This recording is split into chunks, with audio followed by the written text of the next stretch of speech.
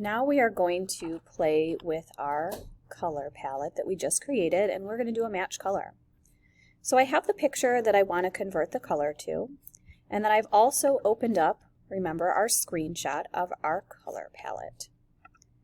What you'll need to do is you'll choose from the top, Image, Adjustments, and you're going to choose Match Color.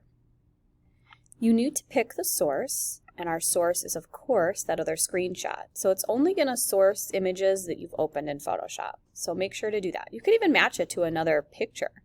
But remember, we created this specific color swatch. I'm then going to apply it. Ooh. It could work. Maybe it's a little intense. Another way that you can do this is you can, I know, make the image black and white. Okay, and then you can flatten that image. I'm just going to right click somewhere here and choose flatten image. So this will make my black and white image, and then I'm going to try this again. Image, Adjustments, Match Color, Screenshot. That there's a little less intense. Okay. We can also, now this maybe doesn't have as much contrast as I like, so you guys know how to do all this already. You can go into curves and you can enhance that contrast. We can do like an increased contrast, strong contrast, and then we can apply that image adjustment.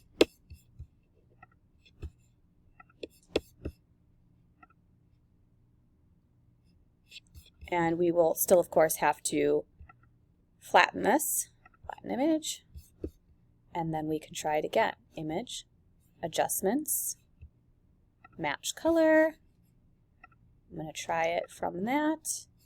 I can also lower that intensity, lower the luminance, and maybe get something a little bit more of what I was looking for. So you can, of course, go in and edit even further to get the style and enhancement that you want from this. Maybe you want to brighten it. Maybe you want to do more strong contrast here. And it really is up to the original image you have and the shadows and highlights that you're working with, the textures in it, and kind of how that color applies. But again, what I'd like you to do is choose an image and then apply your color swatch that you created. And then you would show me the original image and the change and tell me how this kind of creates a different look. For example, I can tell that this is a brick, peeling brick.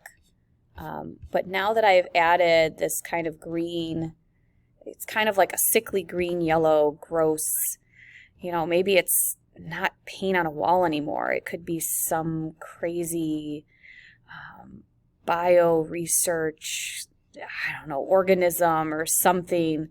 Maybe it's under a microscope and I don't know, it's like a zombie apocalypse or something. I don't know. But it just definitely has a different vibe now. So go ahead and include that in your discussion thread and share what you changed and how it kind of shifts the viewer's interpretation of the subject now that you've changed the color.